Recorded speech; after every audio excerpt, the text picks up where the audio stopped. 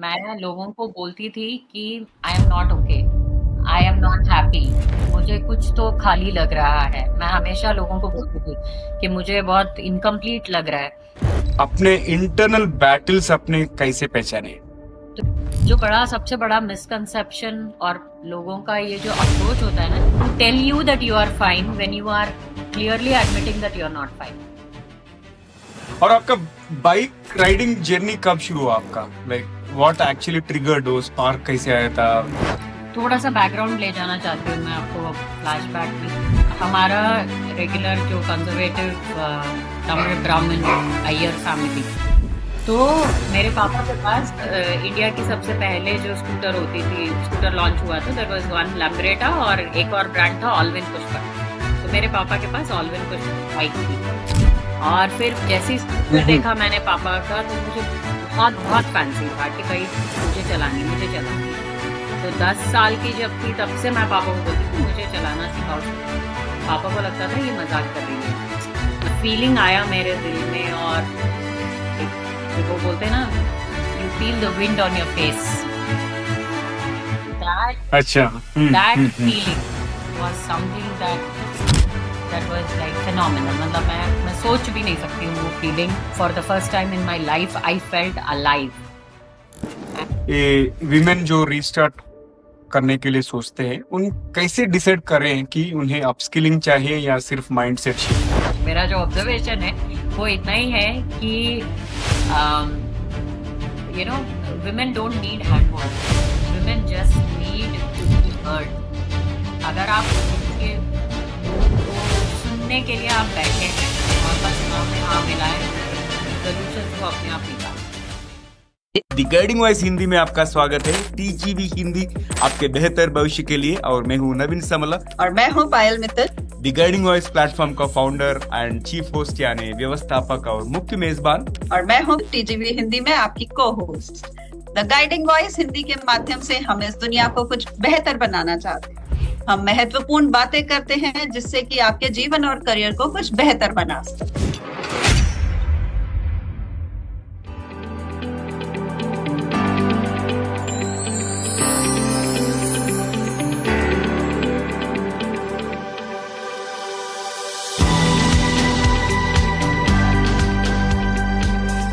सो focus, TGV Hindi में फिर से आपका स्वागत है, और आज की गेस्ट है भामा शिव कुमार जी, एक इंस्पायरिंग कोच और अवार्ड विनिंग एल&डी लीडर, और एक ऐसी महिला जिन्होंने जिंदगी में कई बार खुद को दोबारा तैयार किया है।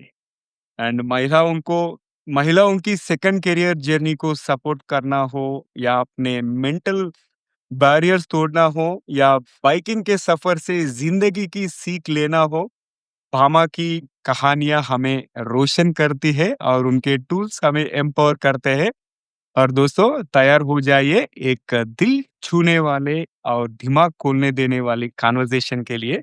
और Bhama ji, hearty welcome to TGV Hindi. कैसे हो आप? नमस्कार, बहुत बहुत बढ़िया। नमस्कार, थैंक यू सो नमस्कार। मच, धन्यवाद नवीन आपका मुझे यहाँ पे बुलाने के लिए। Pleasure is mine. और हम दोस्तों आज एक बढ़िया टॉपिक के बारे में बात करेंगे। जिंदगी की नया सफर, सेकंड करियर, मेंटल वेलनेस और बाइकिंग से सीखी लीडरशिप। आप बामा जी के पीछे देखो, she has that beautiful picture on the bike and she is an amazing long distance biker. हम सब उसके बारे में जानेंगे, मगर मेन स्ट्रीम कॉन्वर्जेशन शुरू करने से पहले अपनी मेहमान बामा जी के दिमाग में चलिए थोड़ा गुदगुदी करेंगे। तो बामा जी, हमारा फॉर्मेट ऐसा होता है कि पहला एक रैपिड फायर राउंड रहेगा रैंडम वर्ड्स का, और इसके बीच में मेन स्ट्रीम क्वेश्चंस, और एपिसोड के अंत में और एक रैपिड फायर राउंड। और जब मैं रैपिड फायर राउंड शुरू करता हूँ, आप जितना भी क्रिस्प हो उतना क्रिस्प आंसर देना चाहिए। और मैं कुछ यादृच्छिक शब्द बोलूंगा अभी पहले रैपिड फायर राउंड में, उनको आप रेस्पॉन्ड करना चाहिए। ठीक है ना? आप तैयार है यस, ना? तैयार है। वंडरफुल। मेरा पहला शब्द है भविष्य। अनदेखा, अनजाना, ब्रिंग इट ऑन।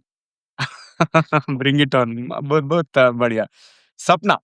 जीने के लिए बहुत जरूरी है। अमेजिंग। और सड़क। आजादी, फ्रीडम।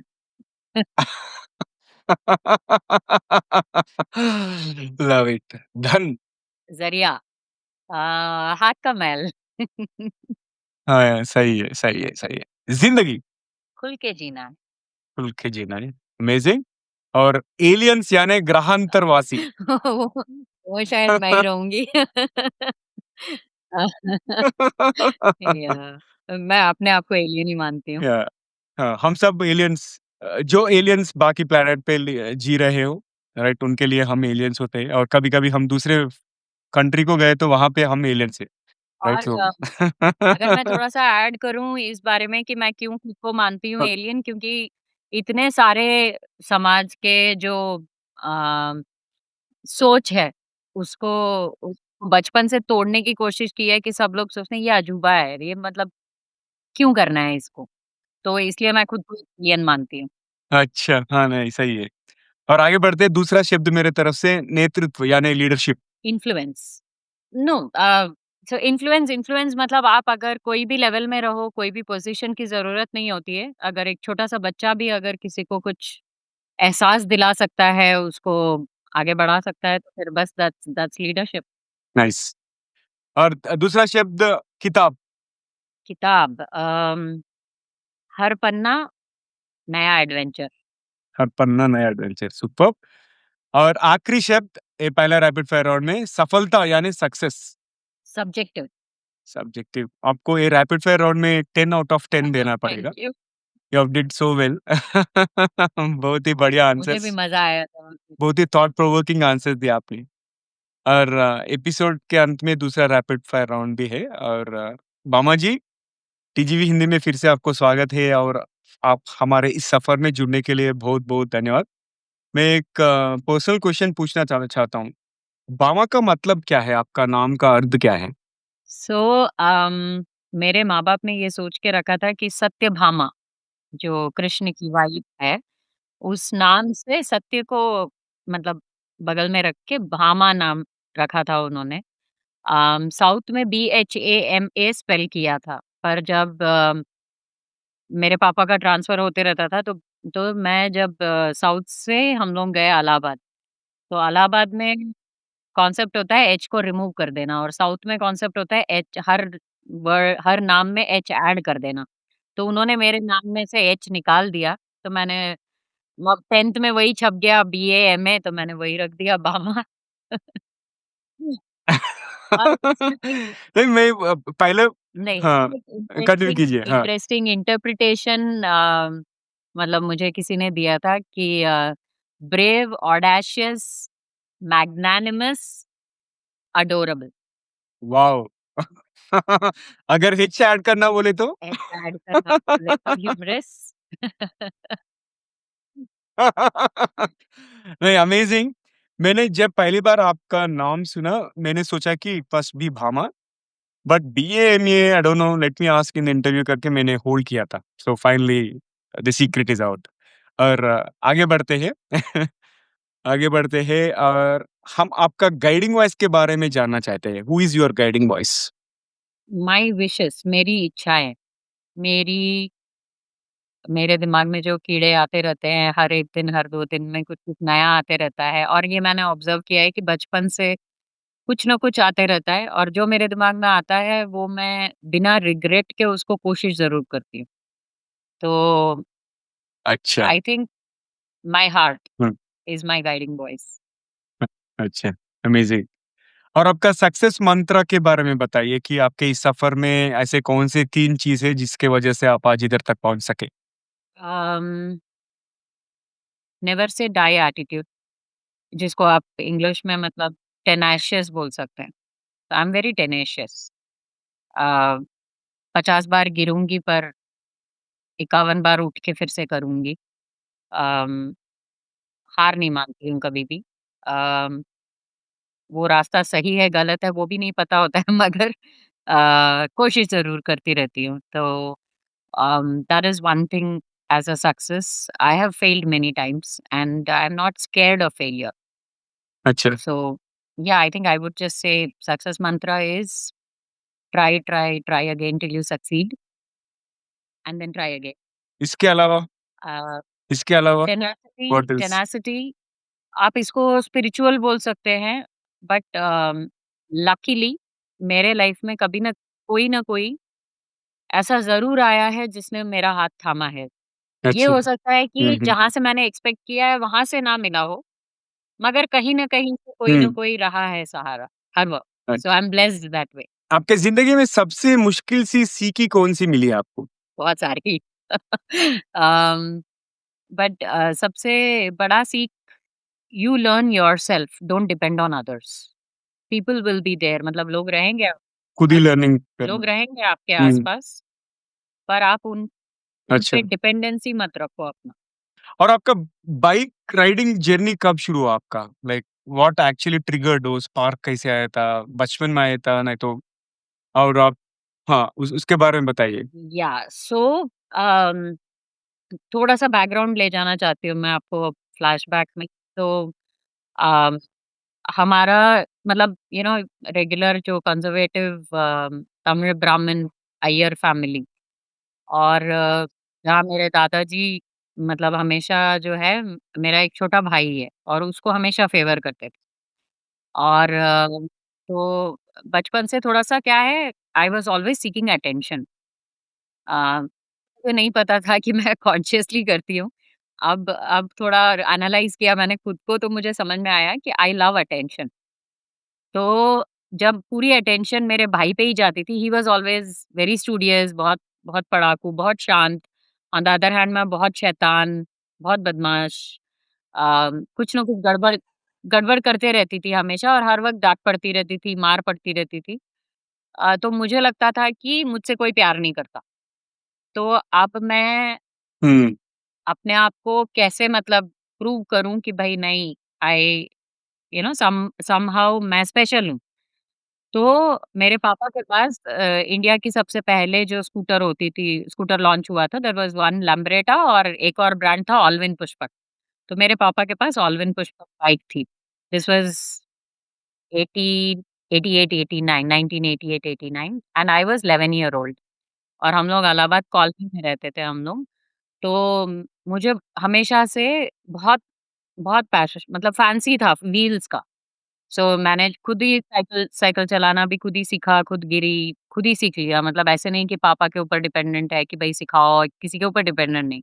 ऐसे 10 पैसे, 20 इधर-उधर हम्म। कहीं पड़े रहते थे, तो मैं वो सब जमा कर के वो 40 पैसे में 1 घंटे की जो साइकिल रेंट पे मिलती थी, तो मैं वो लेके हाँ। खुद ही सीख लिया था मैंने। तो ऐसे अच्छा। खुराफाती काम करती थी अच्छा। मैं। अच्छा। और फिर जैसे ही स्कूटर हम्म। देखा मैंने पापा का, तो मुझे बहुत बहुत फैंसी था कि भई मुझे चलानी है, मुझे चलानी है। तो 10 साल की जब थी तब से मैं पापा को बोलती थी मुझे चलाना सिखाओ सर। पापा को लगता था ये मज़ाक कर रही है। मतलब ठीक से चल नहीं पा रही है, मगर इसको स्कूटर चलाना है, तो ऐसे कौन चलाता है?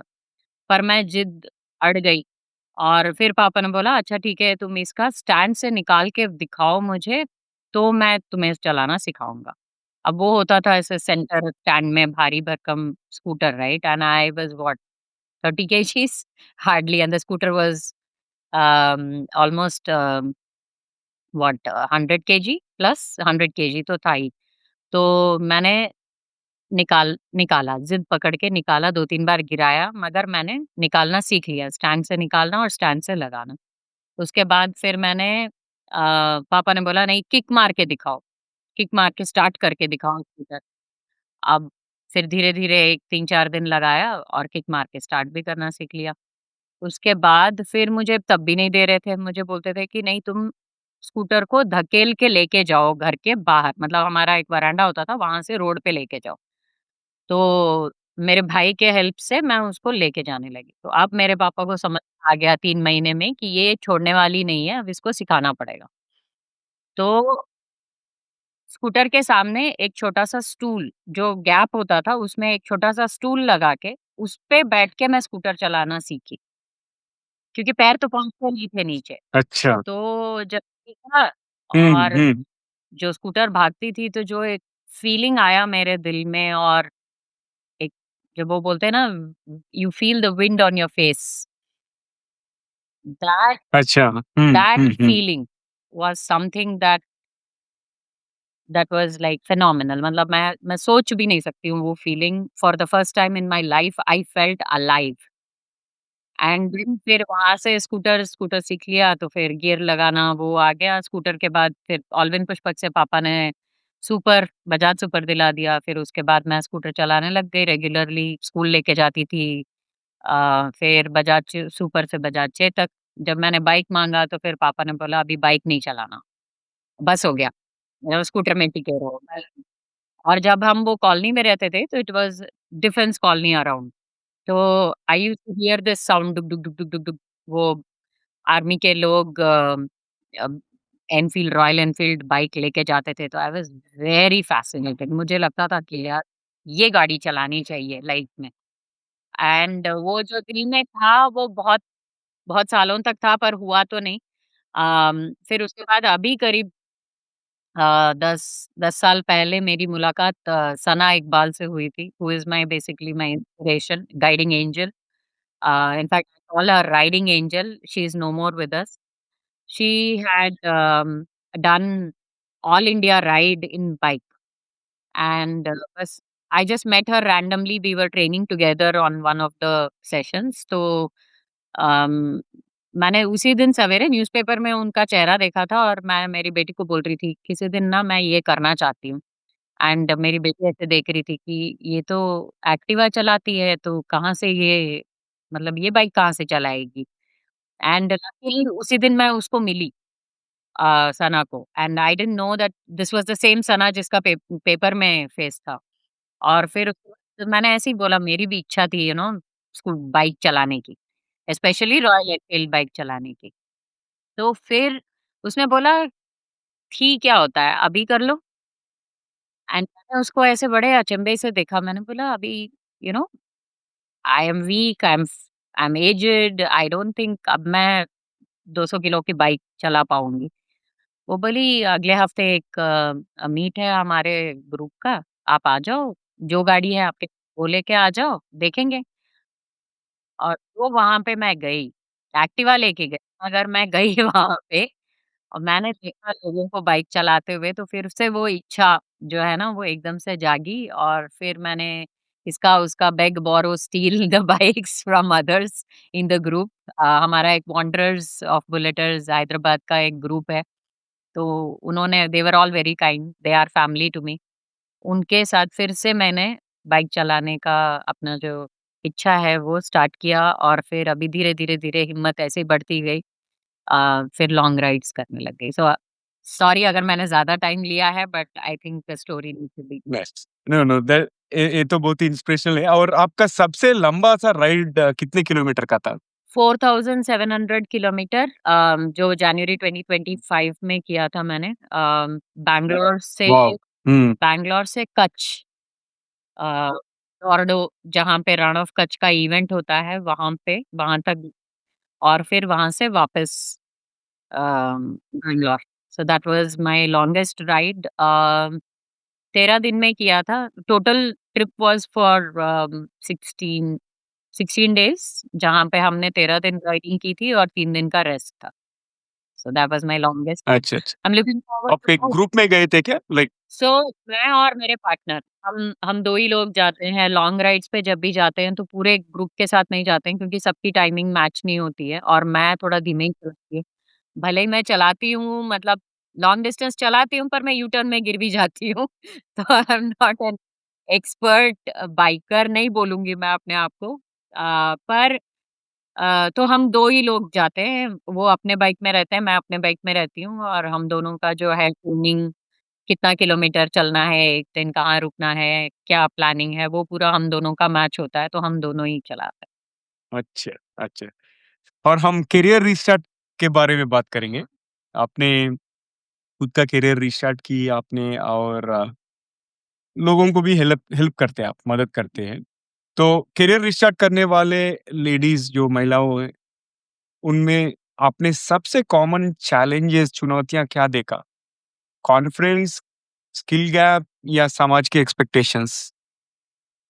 अगर आप मुझे एक चुनने बोलेंगे तो मैं समाज के एक्सपेक्टेशंस बोलूँगी, सबसे पहले। बिकॉज़ समाज के एक्सपेक्टेशंस उनके कॉन्फिडेंस लेवल को नीचे ले जाता है। राइट। एंड देन अच्छा। it is interrelated, but it starts with the expectations, societal expectations. So when a girl becomes a mother, then she is expected to take care of the baby. She is expected to be there at home. She is expected to घर का काम भी करो, बाहर का काम भी करो, and there is always a constant guilt.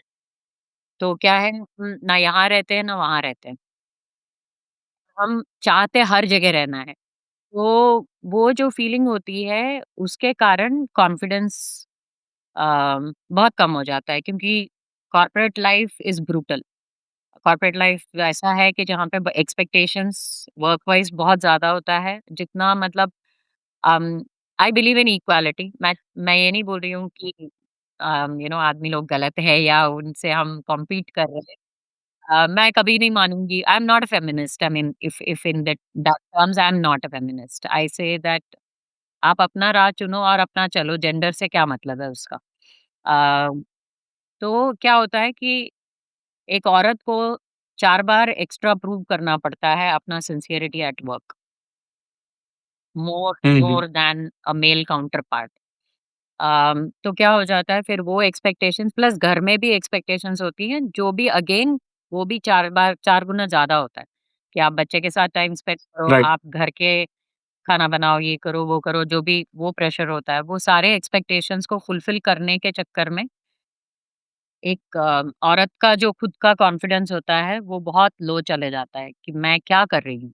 मतलब मैं सही कर रही हूँ कि नहीं कर रही हूँ? सेल्फ डाउट बहुत ज़्यादा होता है। उसको ओवरकम करके आप अगर अपने लिए खुद एक रास्ता चुनते हैं, करियर चुनते हैं, तो आपको हर जगह जस्टिफाई भी करना पड़ता है। सो ये सारे जो प्रेशर्स हैं, I think it all stems from the societal expectations from a woman, जहाँ पे उनको तो जब हम उसको ओवरकम करने की बात करते हैं, तो हमको सबसे पहले तो ये पूछना पड़ता है कि भई आपको जाना कहाँ है? Destiny what is your destination? That is the first question. The moment a woman is able to identify a destination कि मुझे क्या बनना है, आगे 6 महीने में, आगे 1 साल में, आगे 3 साल में मुझे क्या बनना है वो सोचे, फिर उसके बाद स्किल की कोई कमी नहीं होती है। सही है। और आगे बढ़ते हम ऑर्गेनाइजेशंस के बारे में बात करेंगे। ऑर्गेनाइजेशंस सेकंड करियर वुमेन के बारे में क्या सोचते हैं और क्या कौन-सी बड़े गलतफ़हमियाँ रखते हैं? Like what do the organisations get wrong? उनका कैपेबिलिटीज़ के बारे में अंडर एस्टिमेट करते हैं या क्या करते हैं? सो नवीन, honestly, I don't have a very clear-cut answer on this one. I'll just अच्छा। share what I've gone through, and then हाँ, probably, ठीक है, ठीक है। get peace. आप खुद का अनुभव शेयर कर तो सकते हैं, नहीं तो ऑब्जर्वेशन कर सकते हैं। हाँ, 15 साल पहले जब मैं चाहती थी कि मुझे करियर वापस शुरू करना है, मेरी बेटी हुई थी, मेरे घर के रिस्पॉन्सिबिलिटीज़ थे, तो मैंने 3-4 साल ब्रेक ले लिया था। तो मतलब छोटा-मोटा कर रही थी, मैंने अपना एमबीए किया in in between, full time MBA MBA complete किया इन ये पूरे दौरान। और फिर उसके बाद जब मैं इंटरव्यूज़ में जाती थी, तो मुझे हमेशा ये क्वेश्चन पूछा जाता था कि ये गैप जो हो गया उसका क्या किया जाए? अब गैप जो हो गया क्या किया जाए? कॉर्पोरेट एक्सपीरियंस नहीं है। I was with income tax office. मेरा जो इनिशियल करियर था, hmm, it was a central government job, और central government job wow! to jump. I quit that job because I wanted to take care of my family. It was a very conscious decision.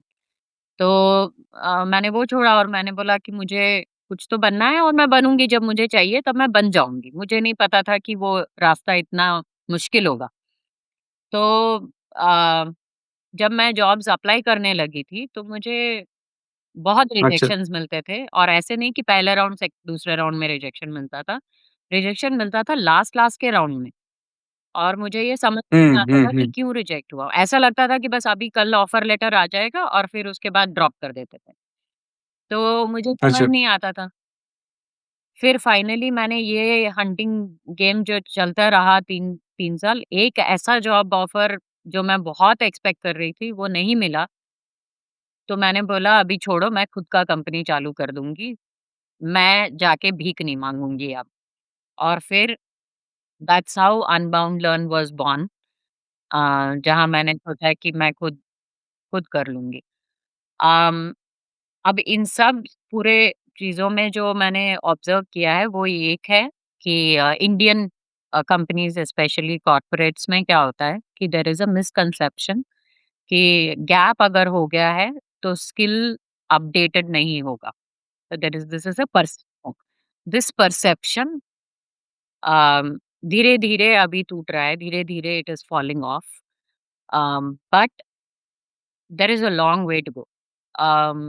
There are मतलब corporates second career women को diversity लाने के लिए higher ज़रूर कर रहे हैं, पर उनमें वो कॉन्फिडेंस नहीं दिखा रहे हैं। तो मेरी ये कोशिश रहेगी जहाँ भी मतलब मैं जाऊँ। अभी तो फ़िलहाल मैं जहाँ काम कर रही हूँ, उन्होंने मुझे दिया सेकंड चांस। उन्होंने मेरे पे ट्रस्ट किया, मतलब the process, to be very honest 6 round interviews के हुए और कोई एक राउंड में किसी ने मुझे ये नहीं पूछा कि तुम्हें कॉर्पोरेट एक्सपीरियंस नहीं है, तुम्हें करियर में गैप है। उन्होंने ये देखा कि क्या हुँ, काबिलियत है और आप हमारे कल्चर में कैसे फिट हो सकते हो। तो अगर राइट, ऐसे कॉर्पोरेट्स को हम एनकरेज करें, ऐसे एचआर को हम एनकरेज करें, तो मुझे लगता है कि ये जो ब्रिज गैप है वो ब्रिज हो जाएगा बहुत जल्दी। राइट। और आपने एक खुद ही सफ़र का अनुभव हुआ है और मैं और भी एक विषय जानना चाहता हूँ कि ये विमेन जो रीस्टार्ट करने के लिए सोचते हैं, उन कैसे डिसाइड करें कि उन्हें अपस्किलिंग चाहिए या सिर्फ माइंडसेट शिफ्ट? अ, कैसे पता चलता उनको? कोचिंग, अच्छा। बहुत बहुत हुँ, सारे ऐसे कोचेज़ हैं जो इस एरिया में काम करते हैं। वुमेन एम्पावरमेंट स्पेशल ये, उनके साथ एक सिंगल सेशन भी अगर वो कर लें, और ये बिना कॉस्टिंग के प्रो बोनो करते हैं काफ़ी सारे कोचेस, उनको अप्रोच करें कि see a woman is an emotional, you know, as very very emotional. No matter what they portray, there is always an emotion. So for them it is very important कि वो किसी से बात करें, और जब वो किसी से बात करते हैं तो उनको खुद को अपना रास्ता साफ नज़र आता है, उनको किसी की गाइडेंस की ज़रूरत नहीं है। ये मैंने ऑब्ज़र्व किया है क्योंकि जितने भी औरतों से बात किया है वर्सेस जितने जेंट्स से बात किया है मैंने, again sorry for my gender, I don't have a bias, I am just saying, sharing my observation. मेरा जो ऑब्जर्वेशन है वो इतना ही है कि अम you know, women don't need hand holding, women just need to अच्छा। be heard। अगर आप उनके हुँ, हुँ। उनको सुनने के लिए आप बैठे हैं और बस हाँ में हाँ मिलाएं उनके, सॉल्यूशंस वो अपने आप निकालते हैं। तो उनको खुद ही आइडियाज आता है, because as Indian women specially we are very very talented in terms of jugaad. हमें हमें बहुत बहुत सारे रास्ते मालूम होते हैं। तो बस आप उनको सुनो कि आई एम स्टक हियर से शुरू करने दो, एंड देन यू से ओके, अब क्या करना है? That's the only question. अब क्या करें? कहाँ जाएँ? ये पूछो आप, वो अपने आप रास्ता चुन लेते। This is my observation personally, जितने लोगों से अभी तक मैंने लेडीज़ से स्पेशली बात किया है for career restart, um, they know there path. It's just that थोड़ा-सा आप डिस्कवर करना है बस। हुँ, अच्छा, आपने विमेन का मेंटालिटी जो एक बुक है ना, एक किताब है, men are from Mars and women are from Venus, उसका समरी आप पूरा दे दिया आप। Just they need listening and empathetic person in front of them, right? Yeah, बहुत ही अच्छा लगा। and ऑलराइट, आगे बढ़ते honest, हैं I've हम। not read that book. To be honest, I've not read that book. अच्छा, अभी इज़ दैट या I नहीं, मैं don't मैं think तो so. मैं तो हाँ, थोड़ा पढ़ा हूँ, like I did not go through it entirely and recently 2-3 दिन के पहले मैं समरी पढ़ा था। किसी ने भेजा था कि वो बुक अभी भी रिलेवेंट है। वो बुक लिख के कम से कम 30-40 साल हुआ, but still it is relevant करके कोई पोस्ट लिखा था। सो आई वाज़ रिकलेक्टिंग दैट। और बाबा जी आगे बढ़ेंगे। Yeah. हम लिमिटिंग बिलीफ्स के बारे में बात करेंगे।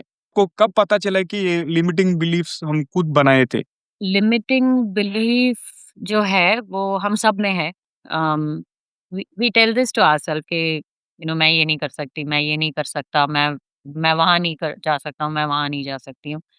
um, लाइक मेरा जो character, like the way I have been born is, or the way that I've always been somebody who has challenged everything. Whether मेरे माँ-बाप कुछ बोलते, मेरे दादा-दादी कुछ बोले, मेरे नेबर्स कुछ बोले, मैं सबको जाके चैलेंज ही करते रहती हूँ कि ऐसा क्यों? ऐसा क्यों?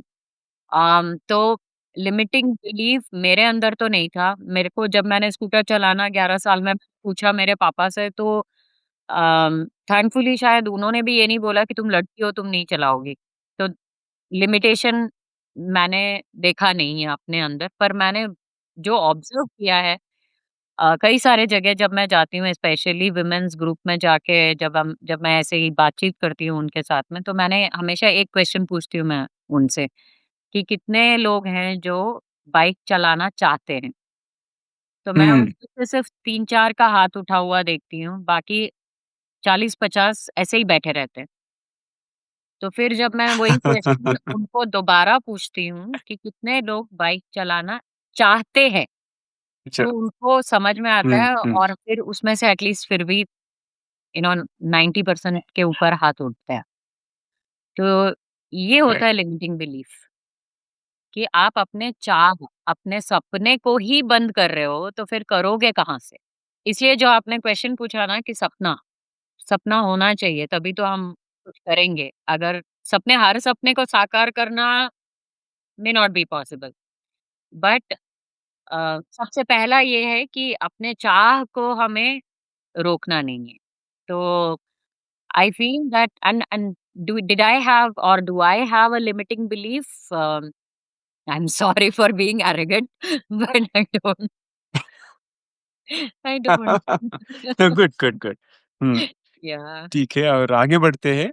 ये सड़क ने आपको कौन-सा लीडरशिप लेसन सिखाया जो क्लासरूम कभी नहीं सिखा सकता? सबसे बड़ा लीडरशिप लेसन जो मुझे राइड्स पे मिला है, स्पेशली इंडियन रोड्स, हुँ, अनप्रेडिक्टेबल। हुँ, आपको ये लगता है कि राइट। अरे ये जो 50 किलोमीटर है ये हाईवे है, यहाँ पे कुछ नहीं हो सकता, सब जगह से पूरी फेंसिंग लगी हुई है और आप मतलब 100 तक जाने की कोशिश कर रहे हो, ठीक है? 100 के स्पीड में 110, 120 पुश करने की कोशिश कर रहे हो कि चलो अच्छा एन्जॉय करते हैं ये वाला speed, hmm, and hmm, then hmm. Suddenly left में से एक कुत्ता आएगा या फिर एक गाय निकल के आ जाए, या आपको कहीं से नहीं मालूम पड़ेगा एक आदमी क्रॉस कर रहा होगा रोड। तो जो आपको हार्ट बीट रुक जाता है ना, that is the biggest leadership lesson. Hmm, be prepared for for the अनप्रिपेयर्ड। possible every possible hurdle that can come across to you. अच्छा, You don't have to be negative, but be prepared. Be prepared. So जब मैं गाड़ी चलाती हूँ और मैं बहुत खुश होती हूँ कि अरे ये अच्छा सीधा रोड है, रास्ता है, बहुत सुंदर रास्ता है, बस स्पीड बढ़ाओ और चलो। तब भी मेरे दिमाग में ये घूमते रहता है कि गाड़ी अपने कंट्रोल में है कि नहीं? अगर अभी एक 10 मीटर के सामने अगर एक एक एक बार बंदर सामने आ जाता है, तो आप ब्रेक लगा हो कि नहीं? तो you are always think on the next 100 meters, next 500 meters. And that is a very important leadership lesson which मुझे जो समझ में आया है कि आज भी मेरे काम में आता है, क्योंकि मैं भले ही जब स्ट्रैटेजी सोचती हूँ लर्निंग एंड डेवलपमेंट का, I am always thinking what can fail, what can go wrong. Right. Hmm, hmm. उसके लिए प्रिपरेशन जो रहता है, अच्छा, ऑल्टरनेटिव्स जो रहता है, that is what true leadership is about. Right, when things go wrong, how are अच्छा, you acting, how are you reacting? Right. और लॉन्ग डिस्टेंस बाइकिंग आपके मेंटल वेलनेस को कैसे इम्पैक्ट करती है? Like do you feel solitude कुछ मिलते हैं क्या? नहीं तो क्या रन होता है लाइक लाइक क्या चलती है आपके माइंड में जब लॉन्ग डिस्टेंस बाइकिंग करते हैं आप? एक तो बहुत बहुत इम्पोर्टेंट है कि बहुत इंट्रोस्पेक्शन का टाइम मिलता है। You are just riding and there is nothing else. आप आपका कोई फोन डिस्ट्रैक्शन नहीं है, आप कुछ स्क्रीन नहीं देख रहे हो, आप किसी से बातचीत नहीं कर रहे हो। You are just with yourself. फिर तुम्हारा आपके पास में कोई चांस ही नहीं होता है कि आप अपने मतलब बहुत सारी चीज़ों को सोचने लगते हैं। You kind of introspect, you question your decisions, you question your choices, um, you question the simplest thing to the biggest decisions in your life. Um, and it all plays. So when you are riding on the helmet and the road, no matter what speed you are all alone, right? So when you are all alone, that gives you a lot of introspection time, and that introspection time is where you get a lot of peace. Right. There is a there is an amazing calmness. आप जो बोलते हैं लोग meditation करते हैं,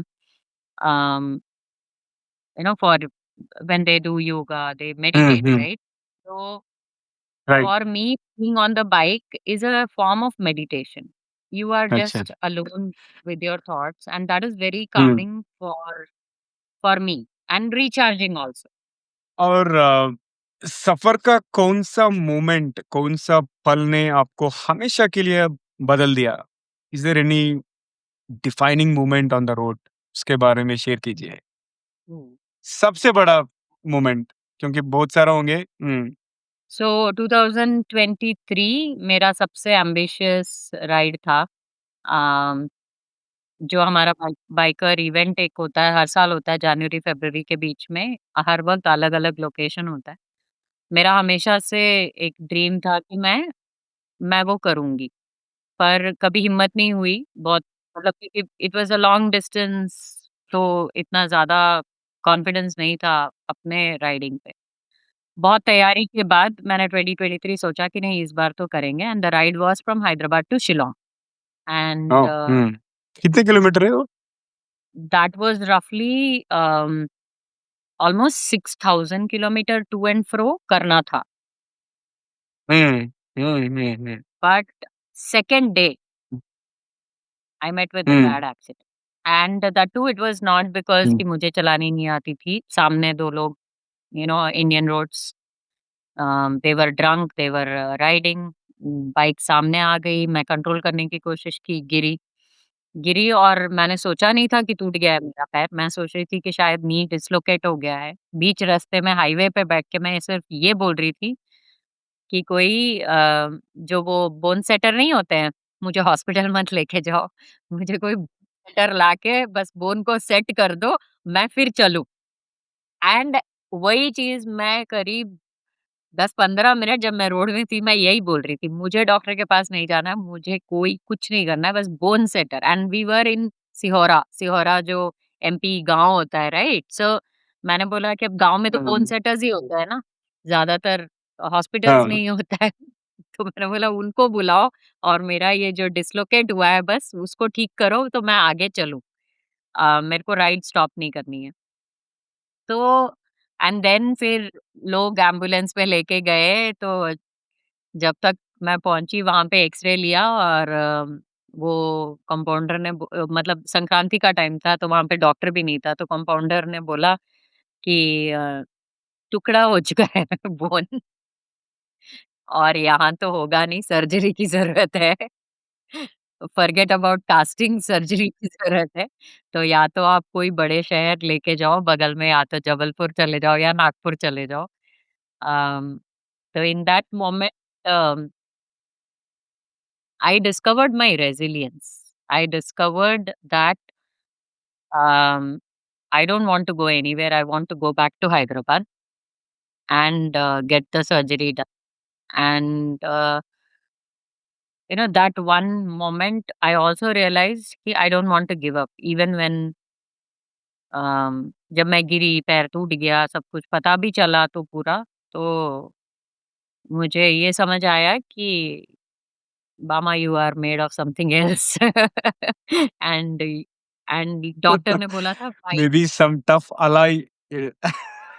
या titanium basically ambulance में रातों रात हैदराबाद आई सर्जरी हुआ डॉक्टर ने क्लियरली बोला कि 6 महीने का बेड रेस्ट चलना तो दूर और बाइक तो उठाना ही नहीं सवाल ही नहीं उठता life long please don't don't ride heavy bikes और जब 8 महीने बाद जब मैं धीरे धीरे बिना स्टिक के चलने लगी थी तो मैं पार्किंग में गई मैं बाइक पे बैठी और मैंने बाइक चलाया और I think the same time next year that is 2024 मैं बैंगलोर से कन्याकुमारी और back I did it on the अच्छा, bike that was about 1600 kilometres किया मैंने सेम नेक्स्ट ईयर amazing. और फिर Next उसके year, बाद amazing. हर साल करती रही तो Hmm. what I discovered is the road calls me and I surrender and that feeling मुझे कुछ भी और करके मुझे वो महसूस नहीं होता है। तो बामा जी, डिप्रेशन अक्सर में तीखों के पीछे छुपा जाता है। अपने इंटरनल बैटल्स अपने कैसे पहचाने? तो नवीन ये इस क्वेश्चन का एक मैं बहुत उल्टा जवाब देना चाहूँगी मतलब उल्टा इन द सेंस कि मैं लोगों को बोलती थी कि आई एम नॉट ओके, आई वाह! एम नॉट हैप्पी, हाँ, आई मुझे मुझे कुछ तो खाली लग रहा है। मैं हमेशा लोगों को बोलती थी कि मुझे बहुत इनकम्प्लीट लग रहा है। तो मुझे लोग बोलते थे कि no you are just fine.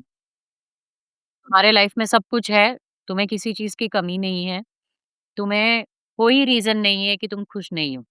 तो जो बड़ा सबसे बड़ा मिसकंसेप्शन और लोगों का ये जो अप्रोच होता है ना, इट्स नॉट कि वो आई एम फाइन के पीछे छुपते हैं। It is about the people to tell you that you are fine when you are clearly admitting that you are not fine. या And पता and चलता then है हमें।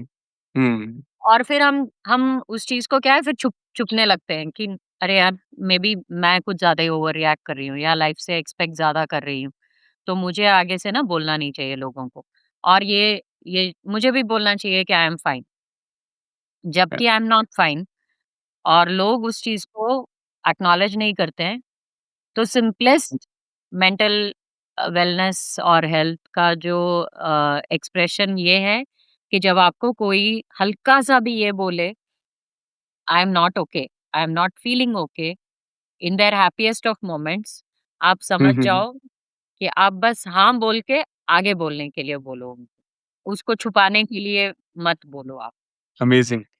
अब तक तो बहुत ही शानदार, बहुत ही इंस्पिरेशनल, प्रेरणादायक कन्वर्सेशन हुई है और एपिसोड में और एक और कुछ मसाला जोड़ के स्पाइस अप करने का समय आ चुका है। सो दूसरा रैपिड फायर राउंड खोलेंगे हम। तैयार हैं ना आप? ये अ, ऑलराइट। आप किस आंसर दे सकते हैं इसमें? Like one one phrase kind of thing, एक छोटा सेंटेंस। और पहला सवाल ये कि यदि आपके पास कहीं भी एक विशाल मतलब एक बहुत बड़ा जाइगैंटिक बिलबोर्ड हो सकता है, जिस पर कुछ भी हो, तो वह क्या कहेगा या आप क्या लिखना चाहोगे उसके ऊपर? Bring it on. Bring it on. और ज़िंदगी एक अगर एक लंबी राइड हो तो सबसे अंडररेटेड गियर क्या होगा? Your mind. Spot on. अगर आप किसी सेलिब्रिटी के साथ डेट करना हो तो वह कौन होगा और क्यों? I've always had a crush on George Clooney. George Clooney. Mhm. Um, and मैं मैं ये पूछना चाहूँगी कि how do you age gracefully and keep that spirit alive? Keep that हाँ। spirit alive. He ended up marrying a woman half his age, had kids at 52. Yeah. Right. All the best बोलना चाहता हूँ like at least. Okay. Okay. And moving ahead, अगर आप एक दिन के लिए डिक्टेटर यानी नियंता बन के एक नियम बनाने का मौका मिले जिसे सभी को मानना होगा तो आप कौन सा नियम बनाओगे आप? This is very deep, so I'm going to take a few more words. Um, हम्म। आंख बंद करके ये सोचो कि तुम्हें खुद के लिए क्या हम्म। चाहिए. एक्सट्रीमली पावरफुल, बहुत deep. You know, right, not for your right. father, not for your mother, not for the world, hmm. not for your hmm. children, spouse, nobody. Just become hmm. selfish and think of one thing that you want to do in your life. Super. I want everyone to मैं think भी of सोचता हूँ। मैं it. जरूर सोचूंगा। Share with me. Share with me. Amazing. और अगर आप किसी फ़िल्म के रीमेक में हीरोइन बनने का मौका मिले तो आप कौन-सा फ़िल्म करना चाहोगे? कौन-सा कैरेक्टर चुनेंगे? नवीन, मैंने ये इस पे ना बहुत सोचा और मैं कुछ और नहीं सोच पाई। मैं चाहती हूँ कि मैं रीमेक छोड़ो, मेरे ऊपर ही एक फ़िल्म बना लेते हैं। राइट? अरे मैं भूल गया वो फ़िल्म का नाम भूल गया मैंने। क्या क्या था हम वो पैनल हाँ, डिस्कशन में मैं यही क्वेश्चन पूछा था मैंने आपको। हाँ, बाइक के फ़ीनिक्स बारे में राइज़, कुछ था वो। फ़ीनिक्स हाँ, rises. Right, right, right. Right, right, got it. तो मैंने फीनिक्स राइज़ेस, मतलब फीनिक्स इतनी राइज़ेस, इतनी ओके। इतनी शैतानी, इतनी हुँ, बदमाशियाँ, इतने गड़बड़ किया है मेरे लाइफ़ में कि मुझे लगता है हाँ, कि हाँ। मतलब काफ़ी सारी चीज़ें तो बहुत सारे लोगों को पता भी नहीं है। तो मैं चाहती हूँ कि मज़ा आएगा उसमें। और एक बिलीफ जो हर महिला को तुरंत अनलर्न करना चाहिए। That I am a woman and I can't do this. Spot on. और आप खुद के लिए किया हुआ सबसे हिम्मत वाला काम यानी bravest thing that you have done for yourself. I think you have the answer for this one. Those Being selfish. Rights right इसके बारे में। हाँ, No, no, just being right. selfish, choosing yourself every day, choosing feel myself selfish, every day. अच्छा, अच्छा, अच्छा। Right, right. Hmm, Choosing right, myself got it. every day. I think that is one of the bravest हाँ, things that I keep doing. या biking के बारे में आप क्या सोचते हैं, like what it is for you, therapy हो या एडवेंचर या escape? It started out as an escape, then it became a therapy, अच्छा, and then अच्छा। adventure. Yeah, it started out as an escape for sure. I was running away. Right. Got it. Bike पर भामा का एक शब्द का description, how would you describe Bhama on a bike? Phoenix, keep rising. Right, right, right. और एक आदत जिन्होंने आपकी ज़िंदगी बदल दी।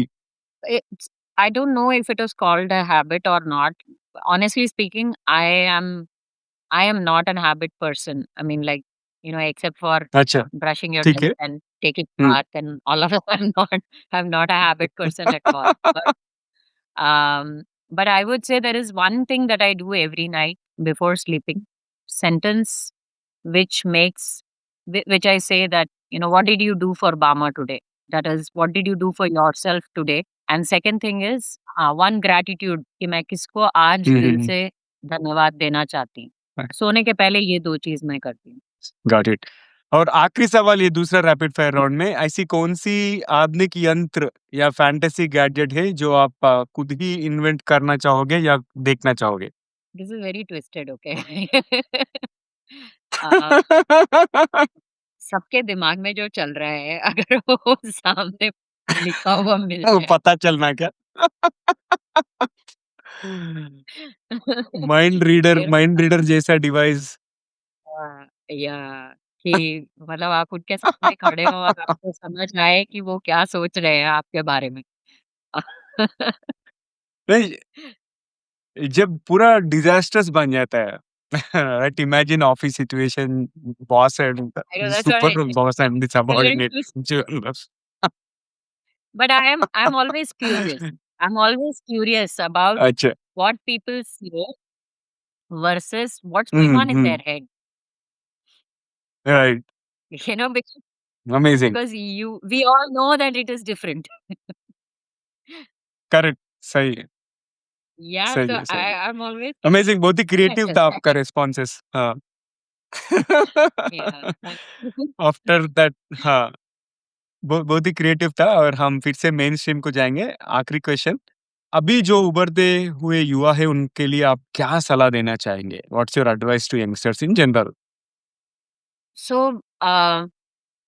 one is build your mental resilience. It's important to fail, but not give up. हारना ज़रूरी है मगर you should not give up. हारना ओके, ज़रूरी है क्योंकि आप हार से सीखते हैं। उसको गिव अप मत, मतलब हार गए करके फिर छोड़ मत दो उसको। And I think in today's generation they give up very easy. And जब ये मैं पूरा राइड्स पे जाती इंस्टेंट ग्रैटिफिकेशन का दिन चल रहा है। जब मैं राइड्स पे जाती हूँ तो मैंने ये ज़रूर specially in the northern part of our country, मैं कॉलेजेस में जाती हूँ, उनसे लोगों से बात करती हूँ अबाउट एम्प्लॉयबिलिटी स्किल्स। सो ये एक काफ़ी पहले एक क्वेश्चन किसी ने मुझे पूछा था जब मैं कॉलेज ट्रेनिंग्स करती थी, तो बोलते थे कि हमारे पास एम्प्लॉयबिलिटी अपॉर्च्युनिटीज़ नहीं है, गवर्नमेंट कुछ नहीं कर रही है, ये कुछ नहीं कर रहे हैं, वो कुछ नहीं कर रहे हैं। पॉपुलेशन इतना बढ़ गया है, तो कैसे, मतलब ये सब लोगों का फॉल्ट है। और मैंने बिना कुछ सोचे समझे मैंने उस टाइम में एक ही क्वेश्चन पूछा, आर यू एम्प्लॉयबल? सब लोग शांत हो गए, फिर बाद में मुझे लगा कि वाज़ आई, मैं रूड तो नहीं थी। मैंने उसको पूछा, तुम एम्प्लॉयबल हो क्या? तुम्हारे में वो स्किल है, जो भी तुम नौकरी चाहते हो उसको हासिल करने के लिए? तो मैं, मतलब मेरा यही मैसेज रहता है कि अगर 4 लोगों में डिग्री सबके साथ सबके पास रहती है, बट जो सॉफ्ट स्किल्स होता है, स्पेशली कम्युनिकेशन स्किल्स होता है, अपने आप को मार्केट करने का जो टैलेंट होता है, आप अपने अपने पास एक्स्ट्रा ऐड करो। टेक्निकल स्किल्स में अगर आप जाना चाहते हो, अपने पास जो नॉर्मल डिग्री के अलावा रियल टाइम स्किल्स ऐड करो, वो आपको एम्प्लॉयबल बनाएगा। एंड मैं बिल्कुल जहाँ मेरे मैं कोशिश कर रही हूँ कि मैं जो राइड्स पे जाती हूँ, तो मैं इन छोटे-छोटे शहरों के कॉलेजेस जहाँ होते हैं, मतलब उनके वोकेशनल कॉलेजेस होते हैं, बीबीएज़। अभी हम लोग गए थे आगरा यूनिवर्सिटी, जो सबसे ओल्डेस्ट यूनिवर्सिटी है, डॉक्टर भीमराव अंबेडकर यूनिवर्सिटी आगरा में, वहाँ गए थे हम लोग। फिर हरिद्वार यूनिवर्सिटी में गए थे। तो मैंने यही एक ही चीज़ मैंने रियलाइज़ किया कि सब में स्किल्स है। स्किल्स की कोई कमी किधर कहीं भी नहीं, किसी में भी नहीं है। बट जब तक आप डिफरेंट, एक्स्ट्रा नहीं अपने आप के रिज़्यूमे में, अपने आप में ऐड करोगे, तब तक आप एम्प्लॉयबल नहीं बन सकते हो। और फिर आप गवर्नमेंट इधर-उधर सबको ब्लेम मत करो। उसके पहले आप खुद सशक्त बनो और मेंटल रेज़िलियंस लाओ। राइट, या that got it. I have learned. बहुत ही बढ़िया एडवाइस है। Amazing, amazing. तो मुझे तो बहुत अच्छा लगा आपसे बात करके और मैं आपको पर्सनैलिटी, आपका ट्रेड्स बहुत सीखा मैंने आज इन सच अ डीप कन्वर्सेशन। और आपको टीजीवी हिंदी में पॉडकास्ट इंटरव्यू एक्सपीरियंस कैसे लगा? अभी तक का एक्सपीरियंस अमेज़िंग। मैंने मतलब ज़्यादा ऐसे तैयारी या प्रिपरेशन नहीं किया, और मुझे बहुत गिल्टी फ़ील हो रहा था कि मुझे शायद तैयारी करनी चाहिए थी। पर जब मैं आपसे बात करते गई तो जवाब अपने आप आते गए। तो I think this is a beautiful platform. और मतलब एफ़र्ट ये नहीं है कि किसी को इंस्पायर करो या मोटिवेट करो। बस आप अपना ज़िंदगी, अपना लाइफ़, अपना तरीका शेयर कर रहे हैं। अगर कोई मोटिवेट हो गया तो अच्छी बात है। और I I really appreciate the guiding voice, the entire ecosystem जो आपने बनाया है, जहाँ पे कन्वर्सेशंस बहुत फ्री फ्लो है। सो आई थिंक मैंने राइट। कई सारी चीज़ें ऐसी बोली जो मैंने शायद कभी किसी को बोला भी नहीं। तो thank you so much Naveen for that. तो मोस्ट वेलकम। और हम फिर से आपको हमारे प्लेटफॉर्म पे बुलाते हैं and all the best in everything. आप ऐसे ही इंस्पायर करते रहिए। Thank you once again. Bhama ji, once again thank you so much. और आज जो आपने हिम्मत, सीख और अपना सफ़र हमारे साथ शेयर किया, उसके लिए दिल से धन्यवाद और आपकी कहानी ये याद दिलाते हैं कि रीइन्वेंशन हमेशा पॉसिबल है, हिम्मत सीखी जा सकती है और ज़िंदगी हमें हर मोड़ पर कुछ सिखाती रहती है, कभी दुःख से, कभी एक लंबी सफ़र से। तो दोस्तों, आज अगर आज की बात आपको छू गई तो इसे किसी एक इंसान के साथ ज़रूर शेयर करें, जिसे एक नई शुरुआत की ज़रूरत है। और हम अभी आज का सामान्य ज्ञान सुनते हैं और सामान्य ज्ञान सुनने के से पहले आपसे विनती है, अगर आपको ये श्रृंखला, ये एपिसोड पसंद आए तो अपने करीब के लोग 3 लोगों से शेयर कीजिए। शायद उन्हें भी इससे कोई फ़ायदा हो या कोई टिप्पणी उन्हें भी पसंद आए और आप चलिए सुनेंगे आज का सामान्य ज्ञान। आज एक स्ट्रॉन्ग बाइक राइडर के साथ हमने डिस्कशन किया। मैंने सोचा कि बाइक राइडिंग का लेस नोन फैक्ट्स मैं आपसे शेयर करूँ।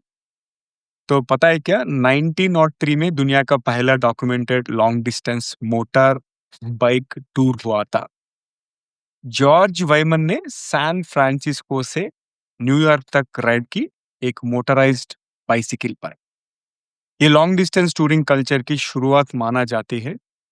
और दूसरा फैक्ट है कि extreme long distance Riders rally को एडवांस्ड स्कैवेंजर हंट्स बोलते हैं।